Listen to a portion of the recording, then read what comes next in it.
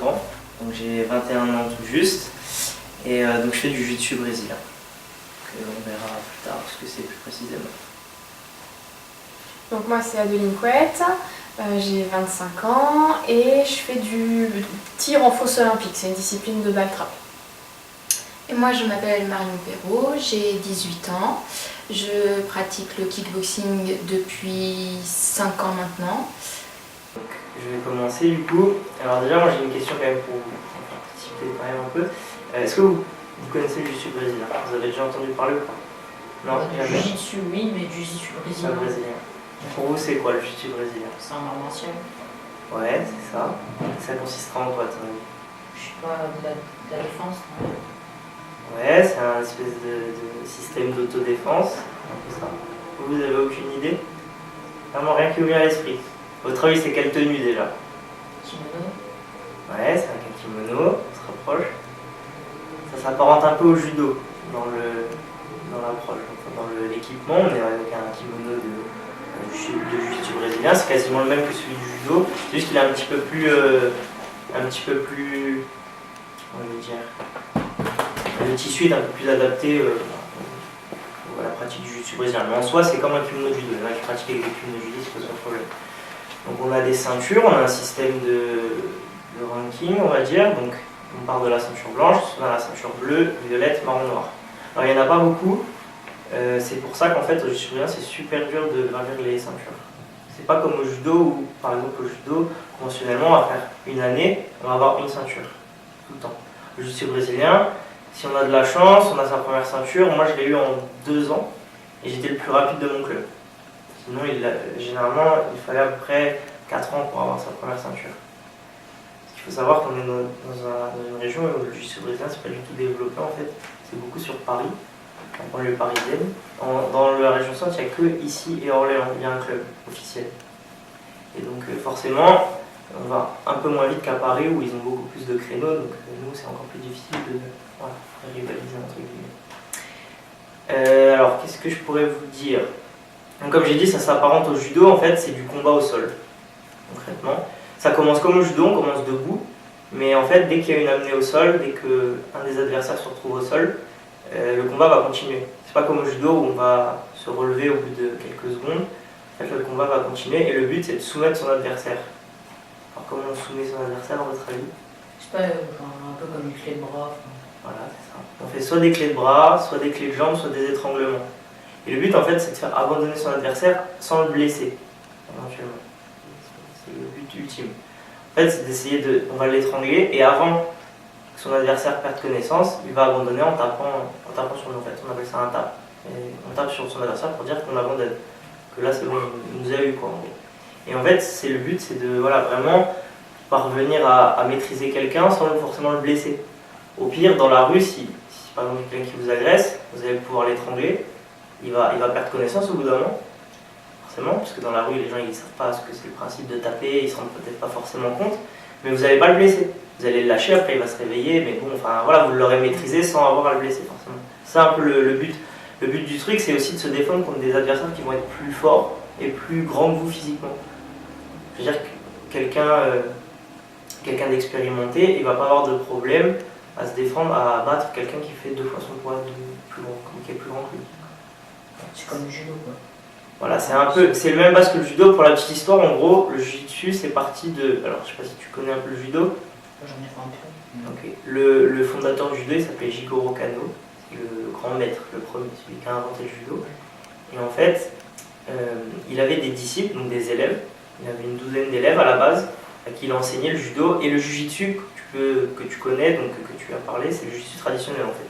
C'est des techniques, voilà, ça s'apparente un peu au judo, c'est un petit peu un espèce de petit dérivé.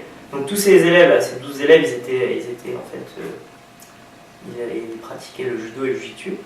Et en fait, pour développer son art, le grand maître, il envoyait tous ses élèves dans des continents et des pays différents en fait, pour développer le judo et le jiu-jitsu dans plein de pays. Ça c'est parti de là. Et il y en a un de ses élèves qui s'appelait Mitsuyo Maeda, qui dit pas de conneries. Et en fait, il l'a envoyé à la base, alors à la base c'était aux États-Unis. Il l'a envoyé aux États-Unis pour développer le judo et le jiu-jitsu. Sauf qu'aux États-Unis, à cette période, ça devait être dans 1900, début des années 1900, il y avait un sentiment, enfin il y avait une espèce de racisme envers les Japonais, parce qu'à la base ils étaient japonais tout ça. Et en fait, du coup, ça l'a poussé à partir des États-Unis, il n'a pas pu rester aux États-Unis à cause de ça, il a préféré aller au Brésil, où là c'était beaucoup plus, voilà, beaucoup plus calme. Et donc il est parti au Brésil, et à partir de là, il y a un politicien qui s'appelait Gustavo Gracie, donc il l'a aidé. Et cet homme-là, en fait, il l'a beaucoup aidé pendant qu'il était au Brésil, et en échange, il a appris à tous les fils, Gracie, à tous les fils de cet homme-là, le Jiu-Jitsu. Donc c'est parti de là, et tous les fils donc, de Gustavo Gracie, il y en avait plein, et ben, ils ont commencé ils ont appris très vite le judo et le Jiu-Jitsu, et ils ont commencé à dériver un peu les techniques, parce qu'eux ils étaient de petits gabarits. Il y en avait un surtout qui était très petit gabarit, et du coup il a un peu adapté les techniques au sol. Il se rendait compte qu'au sol, en fait, le gabarit ça voulait plus trop rien dire une fois que tu avais les bonnes techniques. Donc il a commencé à adapter ça, et ça a donné sa propre forme de Jiu-Jitsu qu'ils appelaient le Gracie Jiu-Jitsu, parce que Gracie c'était le nom de leur famille, et en fait ils sont ouverts leur école au Brésil à partir de là. Et donc le Jiu-Jitsu brésilien ça a commencé comme ça. Et ensuite ça s'est popularisé dans les années 90, quand en fait il y a eu les premières UFC. Alors je sais pas si tu connais, tu regardes le MMA, c'est les gens dans les cages, avec voilà, les octogones, voilà. Et ben ça a commencé, le premier UFC. L'UFC c'est une organisation, donc la plus connue en Amérique. Et ben lors de la première UFC, en fait, si tu veux, c'était chaque discipline envoyait un combattant pour voir quelle discipline était la meilleure. Donc tu avais un combattant qui représentait la boxe, un qui représentait la lutte, un qui représentait le judo, un qui représentait le jiu-jitsu brésilien, etc., etc. Et en fait, c'est Royce Gracie, donc c'est toujours de la même famille, c'est un descendant des premiers qui avaient commencé à développer les techniques. Il y a été et il a battu tout le monde. En fait, il a soumis tous ses adversaires parce que tous les autres ne connaissaient pas les clés de bras, les trucs comme ça. Donc il a soumis des gars qui étaient 2 fois plus grands que lui. Et donc c'est de là en fait que tout le monde s'est rendu compte que le jiu-jitsu c'était super efficace. Et donc maintenant, si tu regardes le UFC, si tu regardes les combats de MMA, il y a énormément, tout le monde fait du jiu-jitsu brésilien en fait, en complément de la boxe. C'est un mélange d'arts martiaux en fait. Le MMA, oui, voilà, c'est un mélange d'arts martiaux. Le MMA, si tu veux, c'est un mélange de boxe, de lutte et de jiu-jitsu brésilien. Donc un mélange de pied-point, d'emmener au sol et de technique au sol. Le jiu-jitsu brésilien, c'est la partie technique au sol surtout. Alors, donc du coup, moi je fais du tir en fosse olympique. Ça fait 13 ans que je fais ça. Donc c'est du tir avec un fusil. Il y a des plateaux qui partent, des plateaux d'argile qui sont orange, qui font cette taille à peu près, qui partent. Ouais, c'est une discipline de baltra. Qui partent à 10 mètres de moi. Et donc qui vont soit en face, soit à droite, soit à gauche, et l'idée c'est de les tirer. Tu connais déjà le baltrap du coup, c'est ça? Bah ouais, un peu. T'as des parents qui font? Non, je regardais ça, je sais pas. Un jour quand je m'ennuyais, j'ai regardé ça. C'est bien, ça commence à passer à la télé. Donc voilà. Dans les Jeux Olympiques. D'accord, ok. Donc du coup voilà, l'idée, il y a un pas de tir où il y a 5 postes. Donc sur un poste, en fait, il y a un micro. Ce micro, il va servir à appeler le plateau. C'est nous qui le déclenchons. Donc quand on est prêt, donc on monte le fusil, ce qu'on appelle nous l'épaulé. On va dire O, poule, A, il y a plein de gens qui disent des choses différentes. Ça fait partir le plateau et on va devoir le casser. Donc généralement, on le tire entre 0,45 et 0,55 secondes. C'est une demi-seconde pour casser le plateau. Et ce plateau, il va aller se poser à 76 mètres. C'est un réflexe, c'est un réflexe en fait. Oui, alors faut quand même bien prendre le temps de le voir, mais c'est hyper instinctif comme tir. En fait, il y a ce que nous on appelle la zone de départ. C'est une première zone où on va mettre nos yeux face à nous. Là, c'est là où on va voir passer le plateau, et un coup qu'il est passé, par contre, on va aller très vite dedans.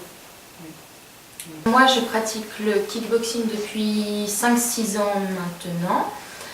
Donc le kickboxing, c'est une forme de boxe pied-point qui s'est développée dans les années 1960 à peu près. Donc voilà, c'est une forme de boxe pied-point qui se déroule dans un ring où on a des assauts donc, qui varient entre notre âge. Donc pour les plus petits, ça va être des rounds de 1 minute, 1 minute 30, et après on monte, ça va être 2 minutes.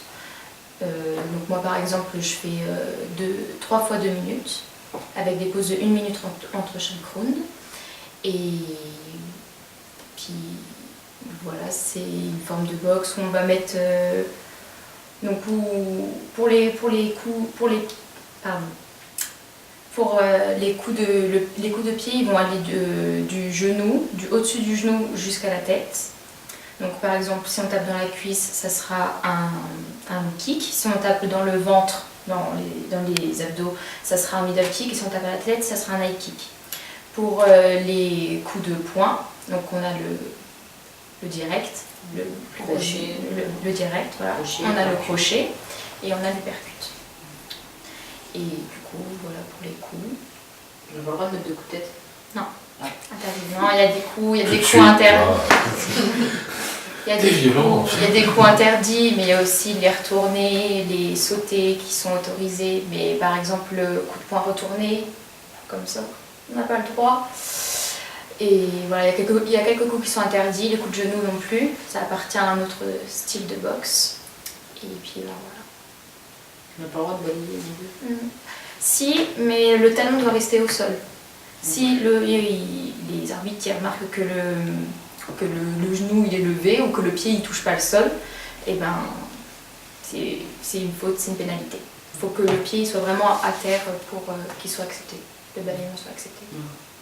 Je pratique à la Martial Attitude Academy, donc avec mon professeur Yacine, qui est ceinture noire de judo, deuxième dan, ceinture noire de karaté, deuxième dan, et du coup ceinture marron de jiu-jitsu brésilien depuis pas très longtemps. Donc même mon professeur il est pas ceinture noire. Pour dire, Il y en a eu des ceintures noires. Comment? Il y en a eu des ceintures noires. Non, pas non plus. Il n'y a qu'une ceinture noire. Il y a une ceinture noire à Orléans. Mais sinon, non, il n'y a pas encore de ceinture noire. Et donc je pratique, donc c'est à Saint-Germain-du-Puy, pour ceux qui veulent le voir. Et on a entraînement donc le lundi soir, le mercredi soir. Le jeudi, on a entraînement pour les enfants, plus le cours de MMA après. Le samedi, on a cours pour les enfants et on a un entraînement après. Et le dimanche matin. Alors moi je pratique à 2 endroits. Je suis licenciée au BTC Lasné. Lasné c'est une ville qui est à 25 minutes à peu près de Bourges. C'est pareil, c'est le seul club du département et le seul club de la région où il y a ma discipline, la fosse olympique. Donc je suis licenciée là-bas depuis le début et par contre maintenant je pratique et à Lasné et à Châteauroux. Parce qu'en fait la fédération a monté un énorme stand international à Châteauroux qui n'est pas encore ouvert au public, qui est ouvert pour l'instant qu'aux équipes de France et sur les compétitions. Mais c'est vraiment, en fait c'est un stand, il n'y en a quasiment pas des comme ça dans le monde et en Europe. Donc du coup voilà, maintenant je pratique sur les 2 sites. C'est un très très gros club où il va y avoir des grosses compétitions. Et les Jeux Olympiques en 2024. Alors les Jeux Olympiques, ils ne pourront pas les faire à Châteauroux parce que c'est trop éloigné de Paris. Et en fait, il y a des règles sur l'organisation des Jeux et il n'y a pas le droit d'avoir plus de, je crois que c'est 100 km, quelque chose comme ça, et nous on est plus loin. Donc par contre, ce sera la base arrière. Toutes les équipes étrangères viendront s'entraîner à Châteauroux. Et par contre, ils retourneront sur Paris pour faire les Jeux. Ils vont certainement faire un stand un peu comme Londres, c'est un stand qui monte et qui démonte, juste pour les Jeux. Par contre, il y a déjà eu des championnats du monde, et là dans ma discipline, il y a le championnat d'Europe l'année prochaine. Donc il y a quand même des grosses compétitions qui vont se faire là. Donc moi je pratique le kickboxing dans le club Cobra Kickboxing qui a 2 salles, une à Truy Nord et une à Levé. Donc moi je suis toujours allée à Truy Nord parce que c'est plus près de la chapelle Saint-Ursin. Donc à Truy Nord c'est de 19h à 21h, donc c'est 2 heures de sport. Et après à Levé, je ne vais pas dire de bêtises parce que je n'y suis jamais allée, mais je sais qu'il y a à Truy Nord c'est le mardi, à Levé c'est le mercredi mais c'est que pour les enfants. Et après à Levé il y a aussi le vendredi pour les adultes cette fois-ci. Donc voilà, mon entraîneur il s'appelle Vincent Desbauchères et c'est lui qui m'a toujours entraînée, même si en fin de compte tout le monde s'entraîne dans mon club, enfin il y a l'entraîneur mais au final on s'entraîne tous pour s'entraîner et puis pour évoluer, on se donne tous des conseils et puis ben voilà. Alors moi ça dure sur 2 heures nos entraînements. On va dire la première bonne demi-heure on fait des échauffements, donc on va courir, on va faire des trucs basiques, des formes de corps, donc en gros on va se mettre par terre, on va faire ce qu'on appelle des long boosts, on va faire des roulades, enfin plein de choses qui servent pendant les combats. On fait de la mobilité pour nos hanches et tout ça. Ensuite, on va faire des étirements. On va s'échauffer vraiment toutes les parties du corps parce que j'utilise vraiment tout qui travaille. Ensuite, passé cette demi-heure, généralement on fait du drill. Ce qu'on appelle du drill, c'est on va prendre une technique et on va la répéter. Répéter bêtement tout le temps, jusqu'à ce que ça soit un réflexe en fait, qu'on les fasse instinctivement. Ensuite, on va faire peut-être, j'avais une demi-heure, peut-être un peu moins, peut-être 20 minutes de drill. Après, sur une quarantaine de minutes, on va faire de la technique pure. Donc, le professeur montre une technique, on se met avec un partenaire, on travaille cette technique. Voilà, on fait la technique, en fait, on répète les techniques qu'il nous montrent, il nous en montre 2-3 généralement. Voilà, sur un thème particulier. Donc, le jiu-jitsu, c'est surtout sur des gardes en fait. On va travailler sur des gardes. Donc, par exemple, on a la garde fermée. Donc, c'est quand nous on est par terre. Et en fait, l'adversaire est entre nos jambes. Donc, à partir d'ici, il y a plein de techniques. Il y a plein de gardes comme ça. Et donc, par exemple, par entraînement, on essaie de travailler une garde particulière pour pas s'éparpiller. Si on travaille sur la garde fermée, on va faire 3 techniques qui partent de la même position en fait. Et après, passer les techniques, on fait à peu près 30 minutes, voire même un peu plus de combat. Et où là, en fait, on essaye d'appliquer les techniques qu'on a vues du jour, c'est mieux. Puis voilà, c'est des combats libres. Nous, c'est des combats. Alors, à l'entraînement, généralement, on fait 5 ou 7 minutes, ça dépend. Ça dépend, mais généralement, c'est 7 combats, à peu près 6 combats peut-être. 6 fois 5 minutes. Et alors après en compétition ça dépend de notre grade. Moi par exemple en compétition je combats à 6 minutes. Donc c'est déjà pas mal quand on a à faire 5 combats en compétition, on est bien crispé quand on est bien fatigué après. Et donc voilà, ça se déroule après comme ça, puis à la fin on se réétire un petit coup et puis on fait le salut, puis c'est terminé. Après il y a des cours qui sont un peu particuliers, par exemple le samedi, c'est ce qu'on appelle un open mat.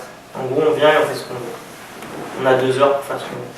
Donc, ce qui est bien au jiu-jitsu, genre, ce qui se passe, c'est qu'on a ce qu'on appelle un sparring partner. C'est une personne en fait qui va tout le temps s'entraîner avec. C'est-à-dire quand on fait des techniques, on fait avec cette personne. Ça marche souvent comme ça en fait. Il y a souvent quelqu'un avec qui on vient tout le temps, on s'entraîne tout le temps. Et le samedi, par exemple, quand c'est open mat, on va se mettre avec cette personne, on va travailler des techniques, on va driller et on va combattre. Et après, quand on combat, on va changer, après on va rester qu'avec lui, mais généralement, ça marche beaucoup par binôme et les deux se poussent vers le haut en fait. C'est comme dans les sports de boxe, c'est la même chose généralement. Eline ? Alors moi, l'entraînement, généralement, quand j'y vais, c'est une demi-journée, voire la journée. Donc généralement, je commence par un peu d'échauffement. Alors c'est loin d'être aussi long qu'à côté.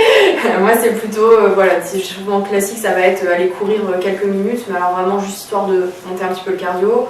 Et puis après, ça va être juste